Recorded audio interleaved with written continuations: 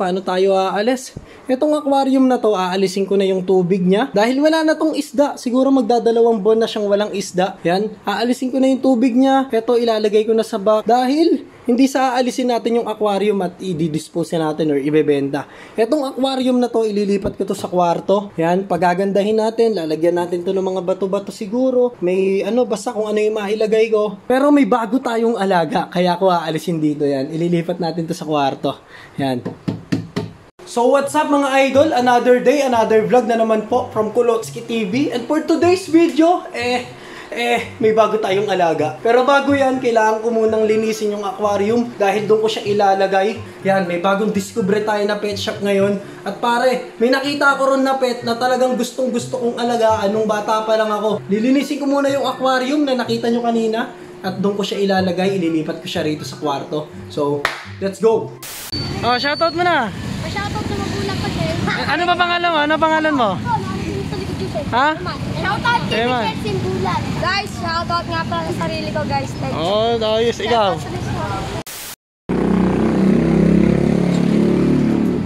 Diyan ka muna, Rango. Huwag kang aalis, ha? Kuya, ako yung bumili ng pagong. Kuya, pwedeng ipatong to dito. Mamaya ako na po kunin. Kuya, ito yung Uranda, no? Ito yung sinasabi niyo po na ayan, 1.5. Ganda. Mga Rossel Uranda po yan, NK line. Opo. Sa lahat ng lahi ng goldfish, ito yung gusto kong alagaan ngayon. Kasi parang ang unique nila sa ibang isda. Unang-una mapapansin mo parang nakalabas yung utak nila. Ayan o, yung parang gelatin na nakalagay sa ulo. Pero ang tawag talaga dyan is wen.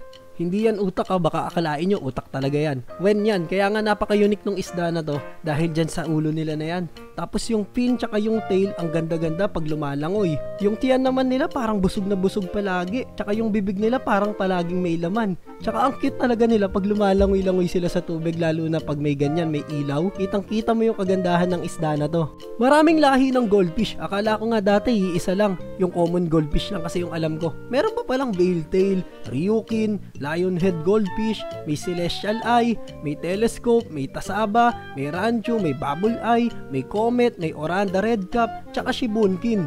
Ito nga palang pet shop na to is Pet Totoys. Malapit lang to sa amin. Pwede nyong i-search sa Facebook kung ano yung pet shop nila at kung ano yung mga isda pa nating pwedeng makita. Pero sa ngayon, tignan natin yung mga tinda nila dito. Itong Oranda guys, NK line daw to, sabi ni Kuya. And Pan Show. Ang presyo nito guys, nasa 1,500. Pero kaya niyang ibigay hanggang 1,200. So pas na agad ako dito sa isda na to kahit siya yung gustong gusto kong alagaan. Hindi pa ako ready mag-alaga ng mga ganitong kamahal na isda kasi baka masayang lang sa akin. Kaya looking forward ako dito sa may red cap. Yan, etong red cap Oranda is 70 pesos ang isa. So ito yung bibiling ko na isda. Para kahit mamaalam yung isda sa akin, hindi naman ako manghinayang sa presyo. Pero don't worry guys, kaya kong bumuhay ng isda. Kung maaalala nyo, meron akong koi, 3 taon sa akin yon. Meron din akong paku, halos magdadalawang taon sa akin yon. Tapos yung last, yung isda natin dito na medyo na maalam kasi pasaway siya. So kaya ko naman talagang bumuhay ng isda, basta tututukan ko lang sa pag-aalaga. Ang problema kasi sa akin, hindi ako makapagpalit ng tubig agad-agad dahil nga busy tayo, ang dami nating ginagawa. Yan. Sa presyo naman ng isda rito sa may Pet Totoys guys, talagang nagulat ako kasi mura talaga. Etong glowfish nila dito guys, 20 pesos lang ang isa. Yan, kahit anong kulay dyan, yung yellow, yung pink, yung orange, yan, yung violet. And may mga gantong klase rin sila ng isda rito guys, yan, yung mga pang community. Hindi ko na natanong kung magkano to pero mas mura dito yan guys. Ang natatandaan ko na presyo is yung red cap is 70 pesos. Yung glowfish is 20 pesos.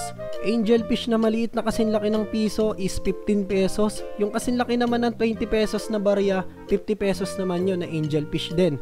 Yung arwana nila dito guys, yung 5 inches is nasa 400 pesos ata. Depende sa size kung gaano kalaki, tumataas yung presyo ng arwana.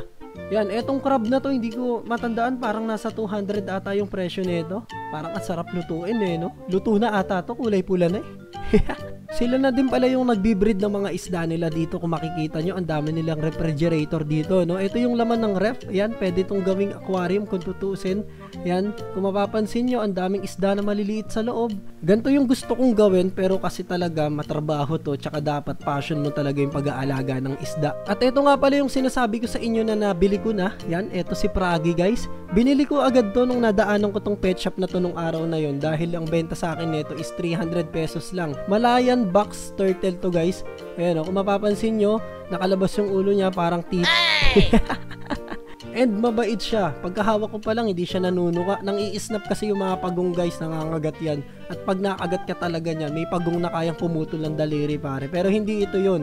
So meron pa akong pwedeng bilhin dito na isda eh. Yan, etong Oscar, dati nag-alaga na ako nito. Yan, papakita ko sa inyo, ang laki na ng Oscar na to guys. Ayan o, 500 pesos yung Oscar na yan. Hindi siya masyadong makita kasi nandun sa dulo. Pero malaki na yan guys, parang nasa 6 to 7 inches ata yung laki niyan. At may binibenta rin sila ditong bagoong, baka gusto nyo. Hindi, joke lang. Ano yan, tebulats yan, pagkain din ng isda. Yung drip food daw. Kaya pagbilan nga ako ng drip pod nyo. Ano pong Panginoong ganas yan? Pinakita mo sa akin nung nakaraan. Yan, tumpungan niya. Ayan, pwede na po siguro yan. Libre lang po ito sa... Ah, Huwag na pong bayaran. sakto dun sa ano. Meron kasi sa masyado matarik eh. Opo.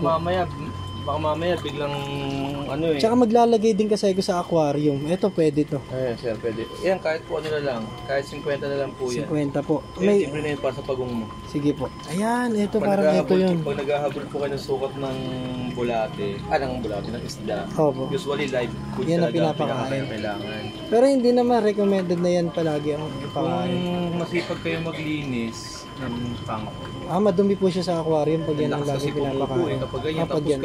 kailangan yan sir, ino-obserbahan. Kapag may sakit ang isda, napakain mo yan, lalong mamamatay. Ay hindi Kaya rin pala dapat- obra, no? Oo, kaya dapat talaga, alam mo yung kondisyon ng isda. Kung sakaling ko yan, malamig. Oo. Simula silang tumamlay kasi nga malamig, may napanunaw. Iwasan na magpakain talaga. Tulad Okay. yan, naglalamig na naman dahil nga umuulan. Tapos, ano pa, malamig talaga yung panahon. Dapat mga once a day na talaga magpakain. Oo. Tapos kapag talagang may problema na isda, hanggat maaari, gugutumin talaga yan. Para once na gumang yung pakaramdam nila, mag-aayusin ang pagkain. Okay po. Ganun yun. Yung pagong kuya, anong pagkain ng pellet lang din? Pagong walang sela niyan, kahit nga gulay. Pwede. Kangkong ganon. Kuya, may tatanong ako. Kasi sabi nila, pag nag-alaga raw niyan, malas daw eh. Totoo ba yun? Malas, tamad. Yun. Sabi ko na nga ba eh. Mali sila eh. Patingin mo ba kung matutulog ka maghapon, swertihin ka. O, diba?